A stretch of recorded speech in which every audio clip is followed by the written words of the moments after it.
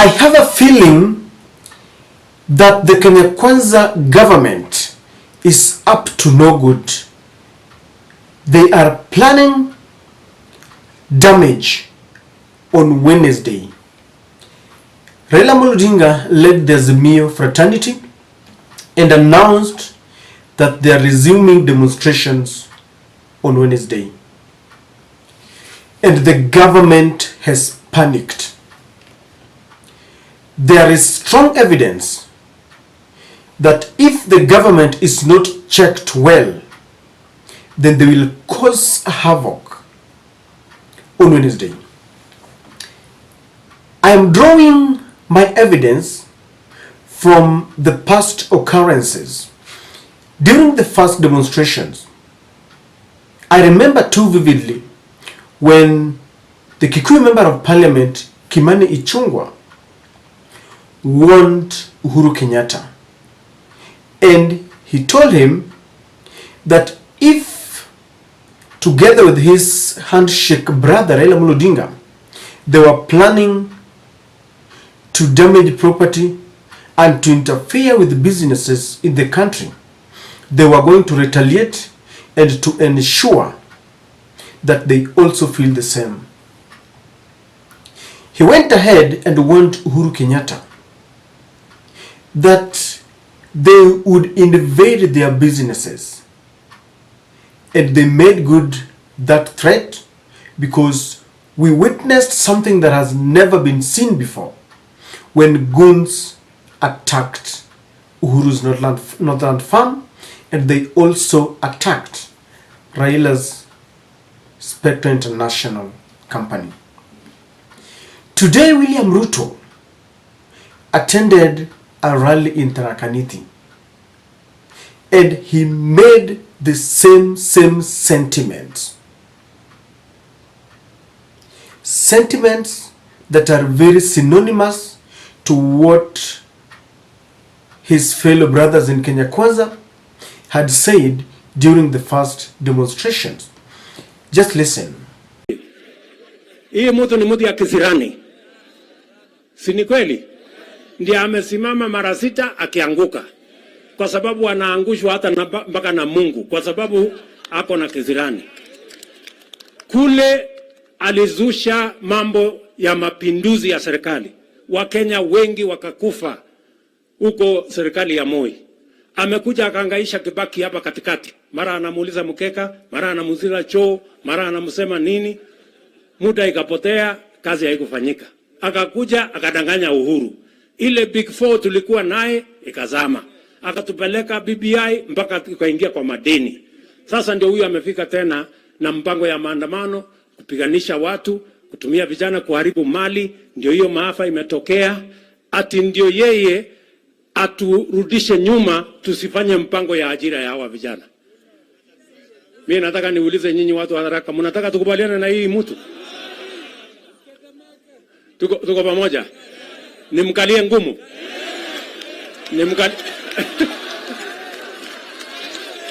Mnasema nimkalie ngumu? Bas, hiyo ni amri. Mnajua sasa nyinyi ndio mmeniajiri. Nimkalie ngumu, awache kuharibu mali. Na awache na vijana wa Kenya kutumia hawa kuharibu mali na kupiganisha watu na kutuletea kisirani. Awachane na mali ya Wakenya. Ndio mumesema? Hebu ni wale wala anasema huyo mtu. Na ndio mimi nataka niwahakikishie. Sawa sawa? Kwa sababu we cannot accept anarchy in the Republic of Kenya. Na ndio mimi nawaambia our handshake brothers, nyinyi mnatumia pesa mlizoiba kupiganisha Kenya, kununua vijana waharibu mali, walete fujo, walete maafa, kwa sababu hamutaki tuendelee kama Wakenya, mnataka kutuweka mateka wenu. Lakini mimi nataka niwaambie tutajikomboa kama Wakenya. Tutahakikisha ya kwamba tumefanya mpango, watoto wetu tuwasomeshe. If you listen to the last part, it is the first time William Ruto is coming out openly and accusing Uhuru Kenyatta and Raila Odinga of using stolen cash to organize for demonstrations. If you look at William Ruto himself, number one, you realize that our president looks confused. He's actually emaciated. That is not the president we knew when they were taking oath of office. That is not the president we knew when he was telling people that he will take Raila Amolo Odinga to Bondo. That is a president that really looks and is very disturbed, because the situation that he finds himself in is very difficult. He doesn't know how to get out of it. He doesn't know the next step, whether to move forward, sideways, backward. He doesn't know. But for the president to come out and speak those words, I'll tell you that they are planning to interfere with the demos. Look at this picture of what I would call goons, because these are youths who have been given crude weapons. Most of them are arrows, mishale, and this is the border between. This is actually in Sondu, for those who know what I'm talking about. It is the border between Kalenjins and the Luos, and someone intentionally decided to ensure that these two tribes would fight. And if you look at the other side, those who are carrying arrows, they are kind of being protected by the security apparatus. And the youths, I think the Luos who are on the other side, are even wondering, because they can pinpoint a few of their friends whom they know, and they're even wondering, they're saying there in the Lu, hata huyu wako hapa, even this one we do take changa with him. So these are youths, and there are so many. Someone is even asking there, is it this number going up to 200 people? And it is a sure evidence that those are youths who could be being prepared for Wednesday's operation. In the last demonstrations on Wednesday, several things have happened between that day and today, and it shows that this government is scared. Within the 24 hours from yesterday up to today, Wycliffe Oparanya was apprehended. Now remember, Wycliffe Oparanya is not your ordinary man. In the Azimio ranking, Wycliffe Oparanya is a party leader, a deputy ODM party leader, just next to Raila Amolo Odinga, and he's got some position in Azimio. So by arresting Wycliffe Oparanya, it tells you that they are closing in. Muredhi Nderitu, I hope I pronounced it clearly, the former, is it like Laikipia governor or Muranga, was also arrested. And then Mavoko, member of parliament, Macau, was also arrested. And look at the arrest. Wycliffe Oparanya touches on Raila. Nderitu Mureithi is, we would say, is a jubilee, is touching on Uhuru Kenyatta. And then Mavoko, member of parliament, is touching on Kalonzo Musyoka. And when they arrested them, they linked them to damage to property. Like Mavoko MP was being accused that is the one who had caused or was in charge of the youths who had wreaked havoc on the expressway in Mlolongo. And this tells you just too well that they want to apportion blame to their Azimio, so that on Wednesday, when they arrest, when they damage property, when they wreak havoc on people's lives, then they have already set a pace, and they have accusing finger on the Azimio leaders. Something that has never been seen before. ever since this demonstration started. For the very first time, police apparatus were seen camping outside Raila's current home, a sure evidence that they either wanted to attempt to put him under house arrest or to arrest him, because there seems to be anxiety. There seems to be this appetite just to test, because some of the Kenya Kwanza leaders believe that even if you arrest Raila, nothing will happen. And so they just want to test. Maybe they must attempt to arrest him for just 30 minutes to test waters. And that is why the police camped outside Raila's home. Fortunately or unfortunately, Raila was not in his current home.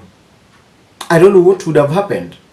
Maybe it is time that they now, make good their threat and arrest him so that we can see what can happen. Some people are telling me, some of the Kenya Kwanza team sent me messages on WhatsApp, and they told me nothing will happen if Raila is arrested, and they are convinced and convicted that it will be business as usual. One even told me, sent me a WhatsApp message that a few people will riot in Kisumu and then it will be business as usual.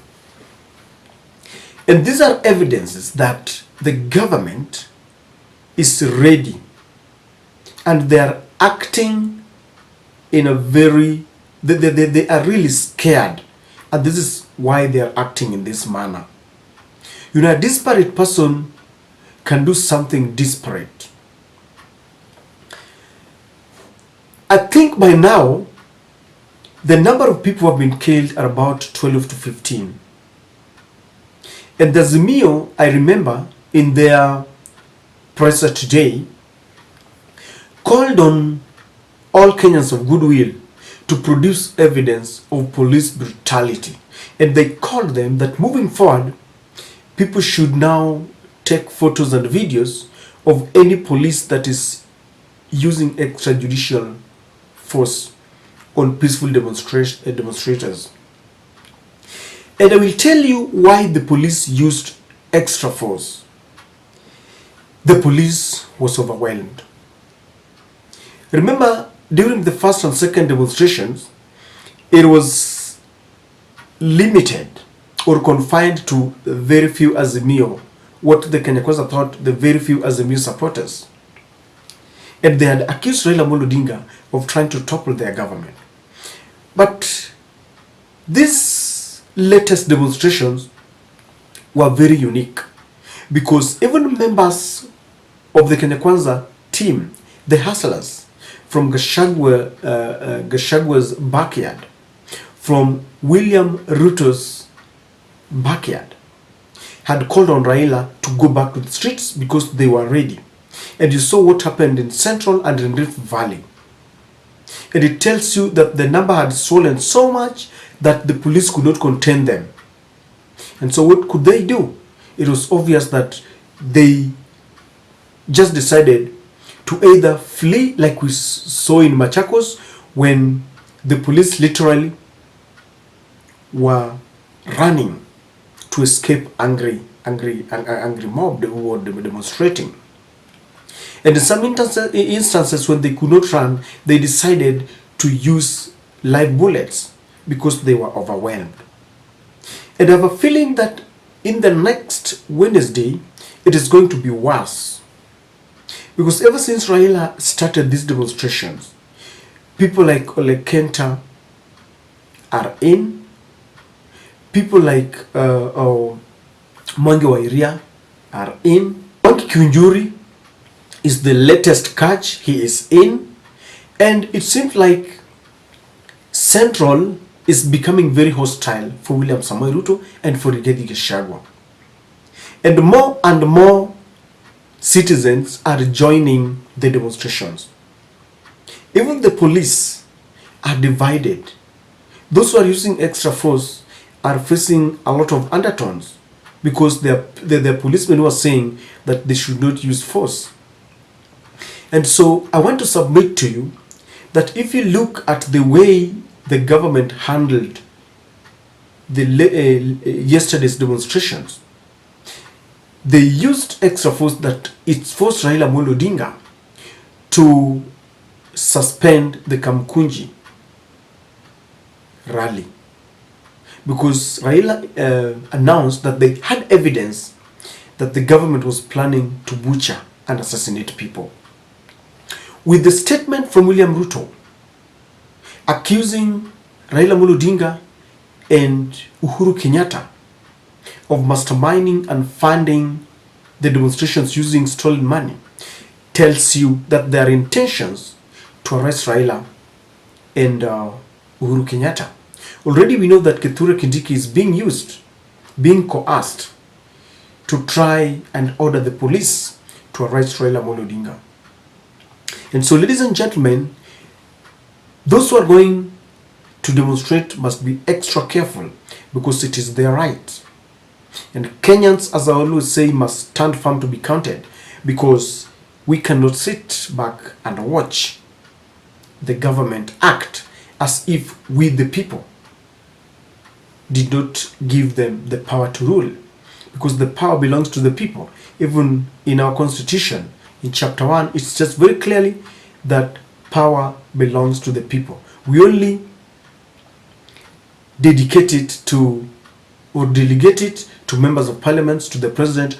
All these leaders are paid by our taxes, and they must act on our behalf. Whatever they do must take the interest of the people at heart.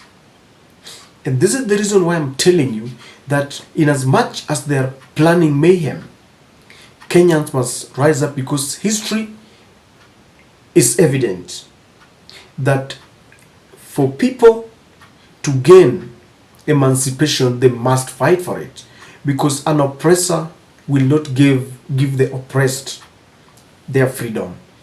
They must fight for it. Let us ensure that we have evidences. Those people will be on top of buildings. Those people who can take secret photos and videos to do so. And I know the police will be very mad at those people who will be taking pictures. But this has to be done, because I know Wednesday is going to be the mother of all battles. It will be the power of the police against the power of the people. And as you all know, we must win. There is no power that can stop wananchi when they are determined. And that is my take.